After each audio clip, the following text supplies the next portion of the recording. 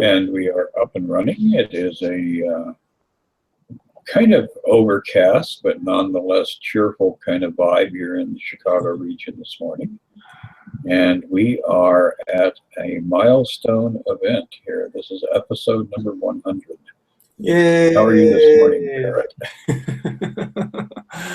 We're celebrating our centennial. That's pretty awesome. I could hardly have imagined when we started doing these calls that we would be recording 100 and then some more of these beautiful talks. So I'm doing all right. I'm really glad to be connecting with you this morning, Chris.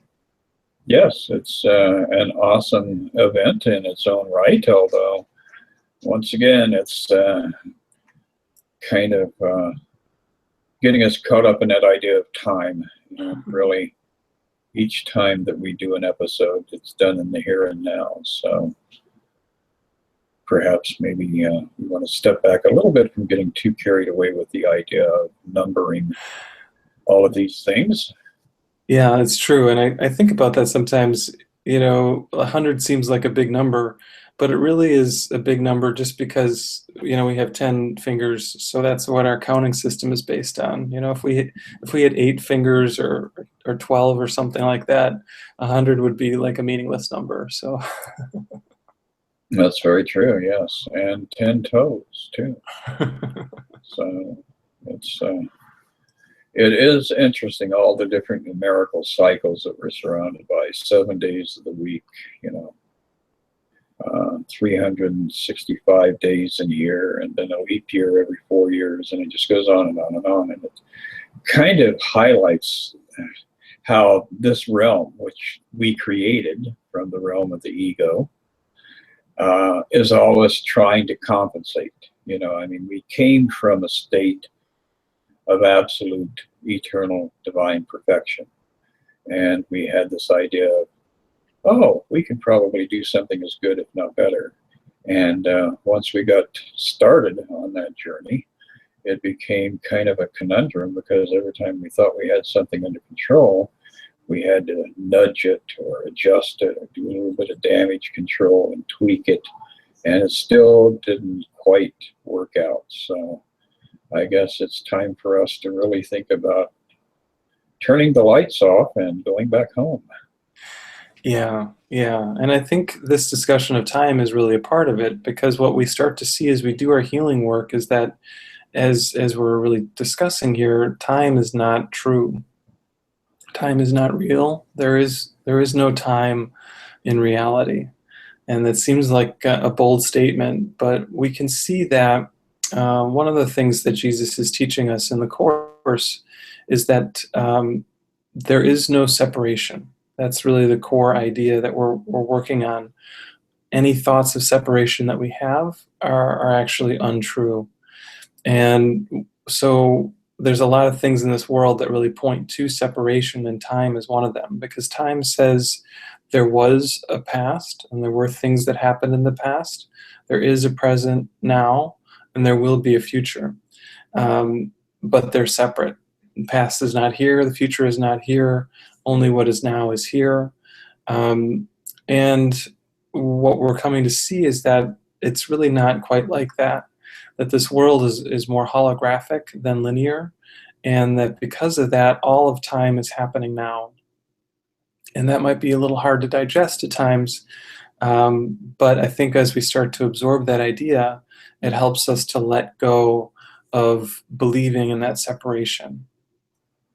Yes, it's actually, that illusion of a linear reality. And of course, that's what the mind is all about. We have this linear vision of how things function, and that's supported by the mind and enforced by the mind. But when we are able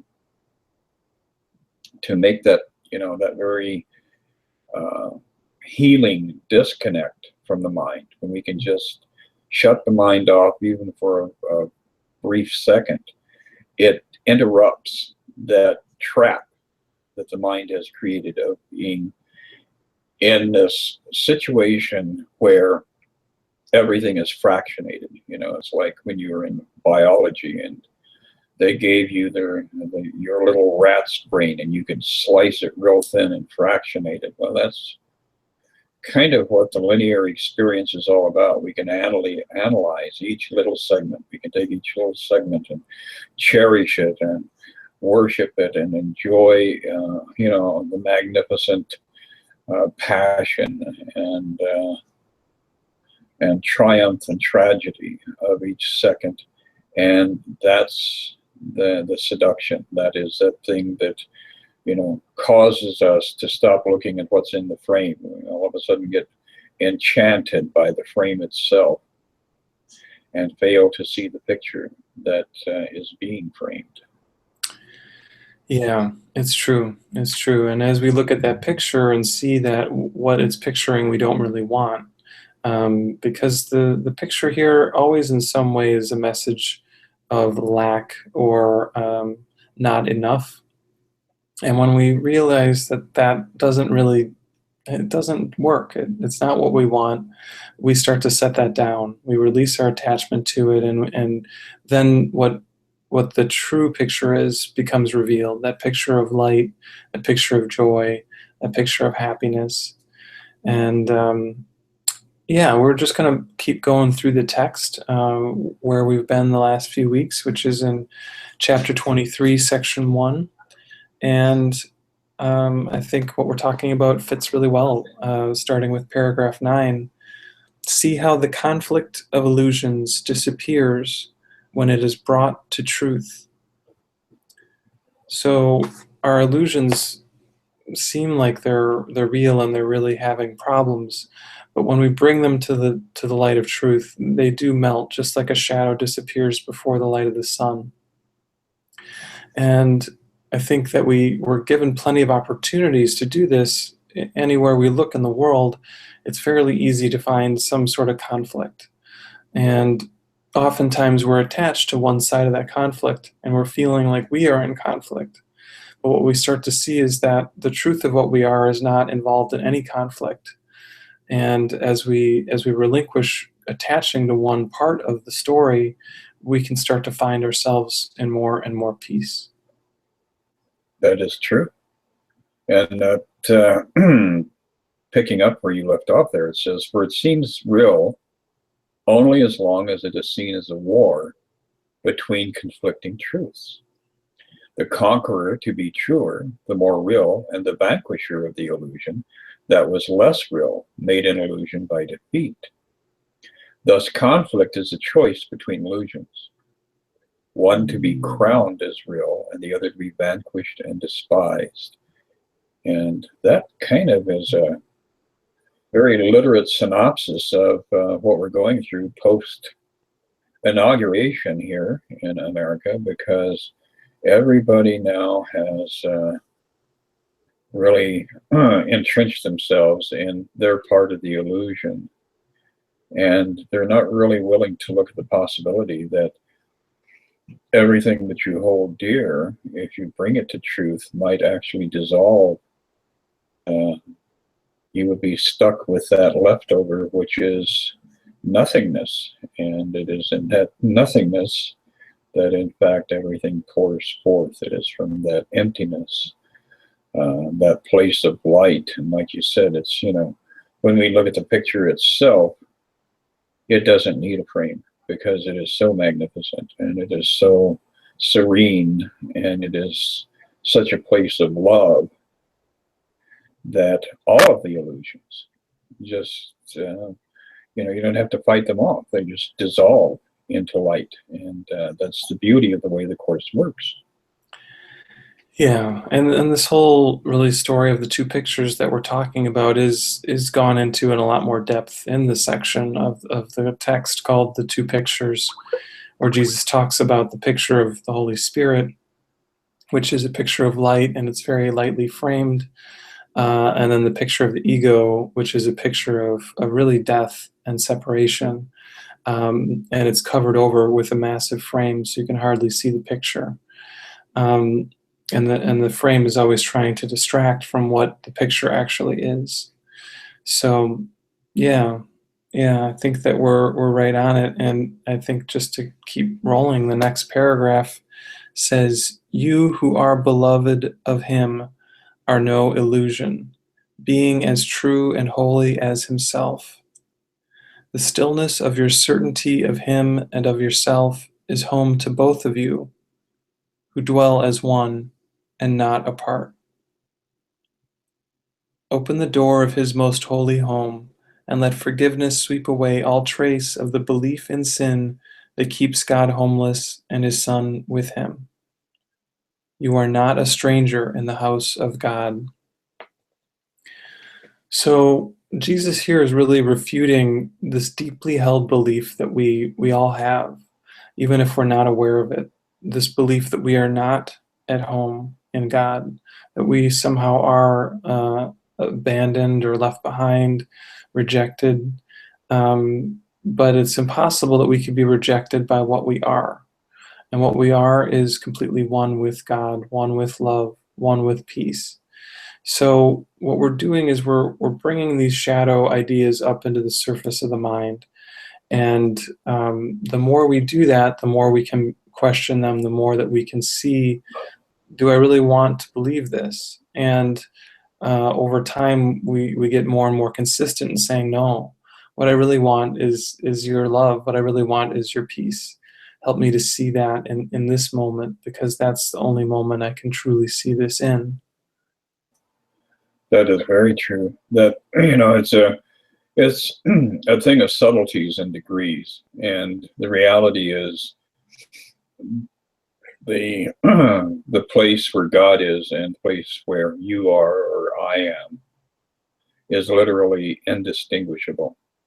So that's how perfect this union is. There are no seams. It is a seamless reality where we are aware of our Godness, and God is aware of us as his divine expression or her divine expression, or however you want to look at it. So that makes it even more important that we recognize our oneness, because that's how the whole process, those are the gears of this mechanism. It goes on to say, illusions have, let's see, pardon me. Okay, it says, open the door of his most holy home, and let forgiveness sweep away all trace of the belief in sin that keeps God homeless and his Son with him. That, I reiterated what you just read there, because we're drawn to that idea of the impersonal Son of God. In other words, all of us are that Son of God.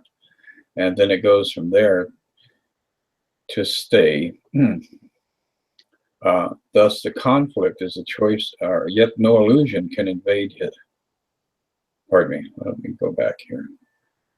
Playing with my cursor. It says, here will the Father never be remembered whenever you have this sense of separation of am me and you're you. So it becomes very tantalizing, very compelling to try to maintain that sense of otherness. And yet that is the very barrier that keeps us out of the kingdom. So in order for all of us to enter into this place of absolute union, of absolute harmony, we in fact have to recognize our oneness and to open that door to everybody that we meet, and give them a slight nudge into that doorway if we need to. Yeah, and I think that another way to describe all this is that we're very attached to our story. The story of Barrett, the story of Chris, the story that you have. We're very attached to that story, and we believe that what has happened to that person that the story is about has actually happened to us. And what we're coming to see is that's not actually the truth. That this is all just a meaningless story, and it can feel a little like an affront when we hear that, when we hear that what's happened to us has not actually happened, because we're so attached to it. We're so attached to the story. And in my work with past lives, I think a lot of times this helps me to see how one story comes after another story after another story. You know, 1,000 lifetimes ago, the story that happened, you know, how could it really matter a whole lot? Yet some part of us is really attaching to the story and making it significant. So what we're learning is we're learning to shift our identity and to realize that our true identity is this light of Christ. And it has nothing to do with the story of the physical. Now, that's not to say we don't do things here. We still live our life. We still do whatever we feel guided to do, but we don't attach to it so much. We don't make it the cause of our happiness or the cause of our suffering. And it's sort of a tall order, but it is something that we can all achieve. And I think it's a good goal for us to have as we go through our lives. It absolutely is. And, basically what we're looking at is there's, what, 7.5 billion stories going on right now, and you are every one of them. And so that, becomes the holographic universe that we are existing in right now. And talk about a paradox. I think that's, one of the more engaging ideas within this whole idea of separation, is that in order for there to be true separation, then you would have to be annihilated, because God is life itself. So being in disconnect from God, your existence would no longer be. And of course, God would never allow that to happen. But it does nonetheless create a very fascinating panorama of how many different variations of me there can be in the universe that we have created. And I'm sure that, at some point we'll hit critical mass and go out and populate the stars and keep this adventure rolling forward as long as we can, before we finally realize that it was all for naught. And in truth, we never really went anywhere. We just had a flash, a millisecond of delusion. Yeah, yeah, it's amazing to think of it like that, but it's so helpful because it helps us to detach from all of this. Every now and then, I'm outside and I see like an ant hill. And I see an ant scurrying around, going from point A to point B, and sometimes it hits me. I'm like, that ant thinks that what it's doing is really important. And just like I think that what I'm doing is really important most of the time. And it helps me to kind of put it in perspective that what happens here, it really is not that important. Most of us wouldn't be too concerned if that ant digs a tunnel or not digs a tunnel. But in our own tunnel digging, we really feel like it matters a whole heck of a lot. So, and I think that what we're talking about leads right into the next paragraph, paragraph 11, where he says, "How can the resting place of God turn on itself and seek to overcome the one who dwells there? And think what happens when the house of God perceives itself divided. The altar disappears, the light grows dim, the temple of the Holy One becomes a house of sin, and nothing is remembered except illusions." So as we get attached to what happens here, this is what happens. We're denying the truth of who we are, and we're really kind of just playing in the sandbox of illusions. And Jesus is gently encouraging us to, just to stand up in the sandbox. That, as we approach more and more spiritual maturity, we don't need the same childish things that we used to. And fear, judgment, separation thoughts are all really kind of spiritually childish things that again, it's not bad or wrong to entertain these thoughts, but at some point we realize that we just don't want it anymore, and then we start to make different choices. Yes, the utter futility of it and the uselessness of it becomes astonishing when you disconnect and step back and just ponder all of these different conflictive things that are going on in the world around us. And, if nothing else, we can be appreciative to Mr. Trump for the fact that he really has brought this to light. Everybody is wanting to save the planet, which is an illusion, fight the planet to gain money, which is a pointless pursuit and a big part of the illusion. So really, in a lot of ways, what's going on globally right now in mass consciousness is it's kind of like, playing tennis and you're not paying attention and you get slammed in the face with somebody else serving the ball at you. It's like, bam, and what the hell was that all about? But then you realize the whales and dolphins that you're passionately trying to save, in reality, are just pure love, existent forever in the home of God.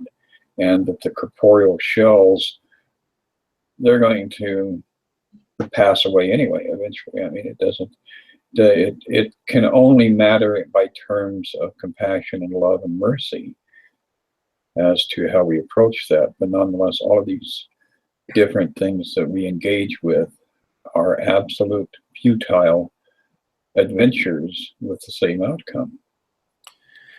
Yeah, I think what Shakespeare said, all sound and fury signifying nothing. Um, this world, it's a great way to think about this world. And um, our work then really becomes noticing what signifies something to us. What part of this story really hooks us in and makes us feel sad, excited, bitter, whatever it is that world seems to be doing for us. Then we start to question and say, what's the real source of my emotion? And if we go deep enough, we always see that the source of the emotion is within ourselves. And that if we keep going deeper, we see that all of these emotions of pain and separation come back to that thought of separation from God. And because that is not true, everything that seems to have arisen from it is also not true. So that's why Jesus keeps pointing us back within, and he keeps asking us to question all these ego thoughts, because he knows that if we go to the core, if we go to the root of what's happening here, we're going to see that there's nothing to it, and that only thing that really has reality is that joy, is that love, is that peace. So I think as we go through our daily lives, they become opportunities for us to see where we're still hooked in, where we still have attachment, and then to let Jesus show us, to let Holy Spirit give us this vision that helps us to see that there's really no cause for suffering, and that's the path through the pain, so that we kind of come back into the truth of our love and our joy. Yeah, it's all hinged back in those early shares that came in from the book of Genesis about having that option of eating the fruit of the tree of the knowledge of good and evil. And that's really how it all works. That's really how it all happens, and summing up things here in section 12, it says illusion meets illusion. And that's all it will ever do. It's just, black and white. It's just those two separate worlds that you imagine to be real. Truth itself. So truth will only arrive at truth. Truth will only recognize truth. And of illusions leads to war. Peace, looking on itself, extends itself. War is a condition in which fear is born and grows and seeks to dominate. Peace is a state where love abides and seeks to share itself. Conflict and peace are opposites. Where one abides, the other cannot be. Where either goes, the other disappears. So this is giving us a very clear and rational and lucid highlight on the fact that it is a situation of choices. It is our choice. You know, the choice was never, ever taken away from us. And this is the beauty of how God created us was, you know, it's not so much about that kind of flowery idea of free will. It's simply the fact that God said, you can do what you do, but you can't really do what you think you're doing when you're doing something outside of me. So it kind of tucks all the corners in and puts a big, huge wad of tape across the whole thing and seals it off for us. That's right. We're putting Humpty Dumpty back together again. Absolutely. And he falls repeatedly to our chagrin. Yeah, yeah. So I think the way Jesus put it was he was gathering the pieces of himself unto himself. And that's really what's happening is it seems like there's all these pieces that need to come back together. But really it's just an awareness that they never actually broke apart. And that's a place that we all want to be at, because in that place we are joy, we are love, we are truth, and all of the false thoughts just melt away when they fall away.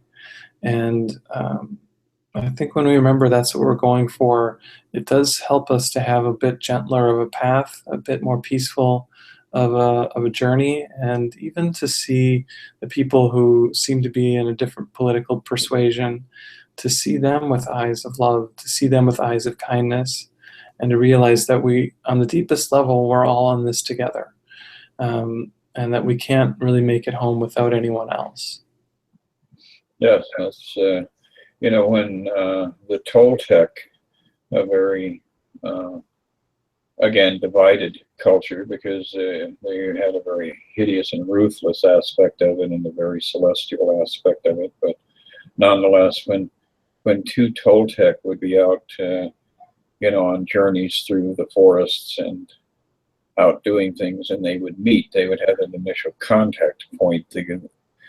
The shared thought, the greeting was, I am another yourself.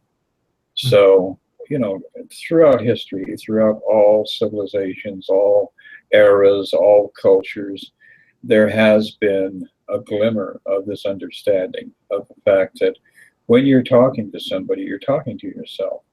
And if you're really, really angry with that person and want to just slap them upside the head, then expect to feel the effects of that, because you can't escape that. That is one inescapable reality, that everything that you do or you believe or you think about everybody around you is in fact happening to yourself, not just simultaneously but instantaneously. It's just that you haven't caught up with it yet on the illusion of being on a timeline. Yeah, yeah. And I think as we remember that more and more, it helps us to be more sensitive, more kind, more compassionate, and to realize that I don't want to send anger to myself. I don't want to send upset to myself. And just that thought can really spare us a lot of suffering and a lot of misery, and help us to really find compassion and love for everyone that we meet, because that's our ultimate goal, is to be kind and compassionate without exception. It might seem like a challenge, but it's really the only challenge I think worth going for, and the benefit comes back to ourselves, because what do we get when we give only love? Well, we find that we get only love. It might not always happen 100% in form, but we see that no matter how people are behaving around us, that they're either expressing love or they're calling for it. And all we have to do in that case is just be kind. So I think it's a nice place for us to start winding it down for today. Yes, that's very accurate, and that's very much the way it works in this world. So next week we will have some further discussion as we continue to delve deeper into the war against yourself. We'll be looking at the laws of chaos. Oh my God! So between now and next week, we'll probably have a whole new cycle of chaos to dialogue about here in this magical kingdom that we have created. Plus, we'll be bringing the Dalmatians, right? 101 of them. Actually, there's 103 of them. So I guess that's a few weeks away then. there was a couple of stray ones that finally came back to join the collective. So, and that's of course what we're all about is getting the stray ones to rejoin the collective. All right, that sounds fun. The more the merrier. Very true. Well, Barrett, I'll see you in 1 week. All right, sounds good. Have a good one, Chris. You as well. All right.